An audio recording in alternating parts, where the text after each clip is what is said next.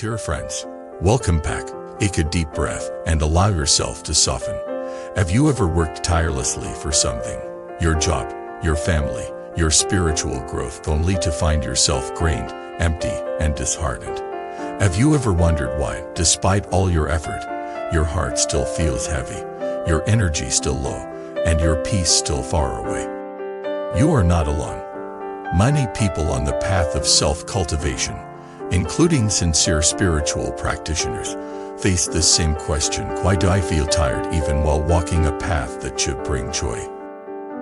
The Tibetan teacher Khenpo Gyaltsen once said, "At root diligence is not pressure, it is joy."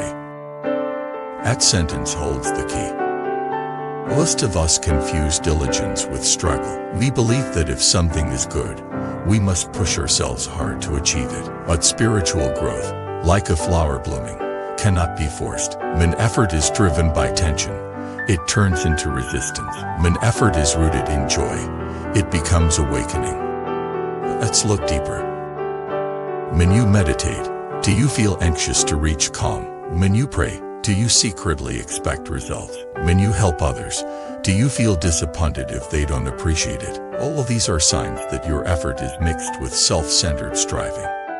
The ancient text, The Guide to the Buddhist Way of Life, says, "Diligence is the joy of virtuous effort.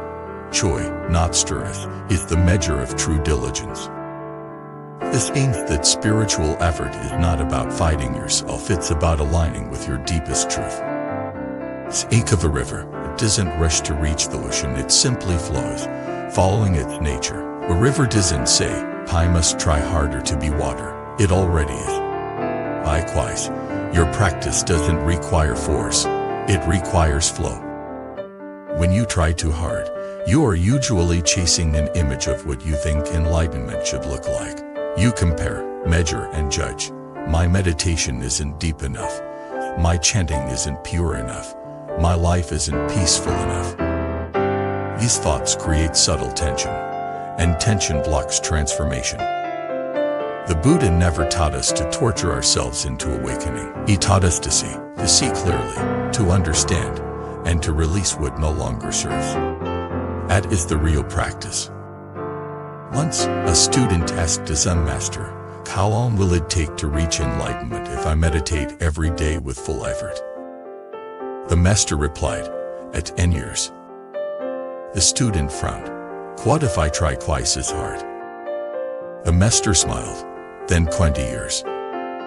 The student was confused. "Why longer?" The master said, "Because in your effort to go faster, you forget to be present." That is the paradox of spiritual exhaustion. The harder you try to grasp awakening, the further it retreats. Because awakening is not a goal, it is a state of natural being that unfolds when grasping stops. So the first step to regaining energy in your practice is to stop struggling. It's not to achieve peace, but to be with whatever arises. And not to remerit, but to express devotion. Serve not to be praised, but to share compassion. When the motivation shifts from pressure to presence, practice becomes nourishment instead of burden. Let's talk about the psychology of fatigue. Every time you think, "I must succeed," your body enters subtle tension, muscles tighten, breath shortens, and your nervous system prepares for battle. But when the mind rests in acceptance, the body relaxes, energy circulates, and insight blossoms naturally. That's why ancient masters always looked serene. It wasn't because their lives were easy, it was because they had stopped resisting life. Resistance is what drains you, not action. A simple task done with mindfulness energizes you. A grand project done with ego exhausts you. Even in worldly life, you can feel this difference. When you do something you love, time disappears. You feel alive. But when you force yourself to chase an image of success, every step feels heavy. The same is true in spiritual practice. Esther Yin Guam once said, "Practice with a joyful heart. If your mind feels bitter, stop and rest." Buddha does not ask for suffering, he asks for sincerity. Sincerity means being honest with yourself. If you are tired, rest mindfully. Rest is also practice when done with awareness. When you sit in silence, let go of the idea of progress. Let go of comparison. Let go of the inner critic who says you should be better by now. Remember, awareness itself is enough. When you breathe and know that you're breathing, you are practicing. When you walk and know that you're walking, you are practicing. When you smile with compassion, you are practicing. Doesn't have to be grand. The smallest act of awareness plants the seed of enlightenment. Now let's examine why this misunderstanding of diligence is so common. We live in a culture obsessed with results, productivity, achievement, competitions. These values have entered even our spiritual life. We measure progress like we measure wealth, but the inner journey doesn't work that way. You cannot measure peace. You can only experience it. So when you practice with comparison, you plant the seed of frustration. But when you practice with gratitude, you plant the seed of contentment. The great teacher Shantideva said, when you delight in virtue, effort rises effortlessly. That's the secret delight. When you love what you're doing, energy flows naturally. When you see practice as punishment, energy dries up. Try this. Next time you meditate, smile gently, not because you're happy, but because you're alive, breathing, learning. Let that smile soften your face and your heart. The moment you stop fighting yourself, practice becomes joy again.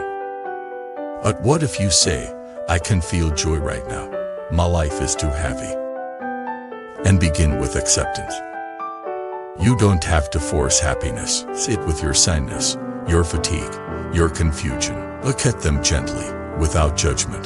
They're also teachers. They show you where you are still resisting life.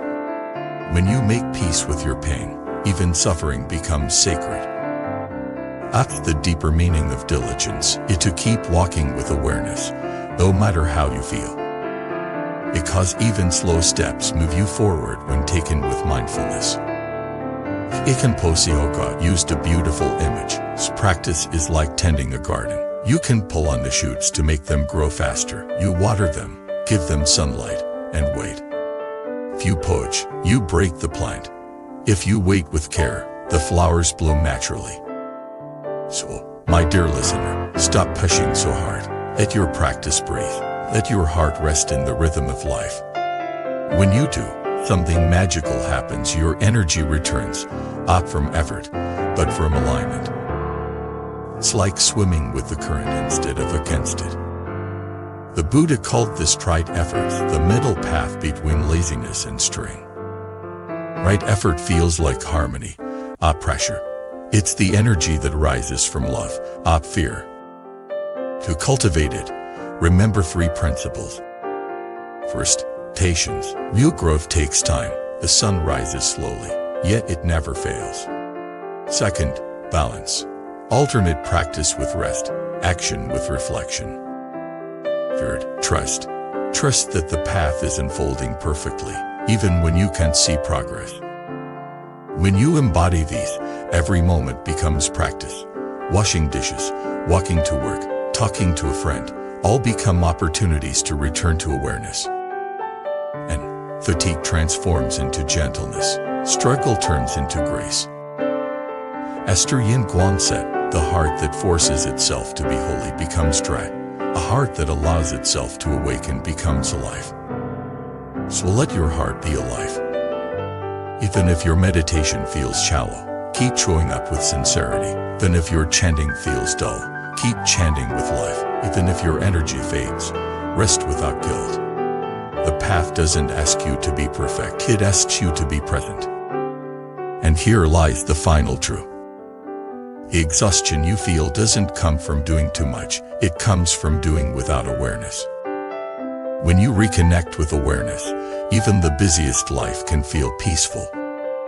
So, the next time you feel tired from trying so hard, pause.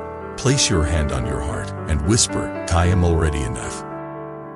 Let that be your new mantra. Because the moment you stop struggling to become something, you return to the natural peace of being. And that peace, calm, gentle, radiant, is the true sign that your practice has finally begun. Thank you for watching this video. Please like, subscribe, comment, and share so that more hearts may remember that effort without joy leads to exhaustion, but effort born from love leads to awakening. Before you leave, here's something special. In Buddhism, we believe that every encounter carries a deeper meaning. Would you like to discover your true soul connection, the one written into your destiny? Take the Soulmate Test today and unveil the hidden truths of your journey. Click the link below and begin your path now. http://soulmate. You wisdom more, come, white.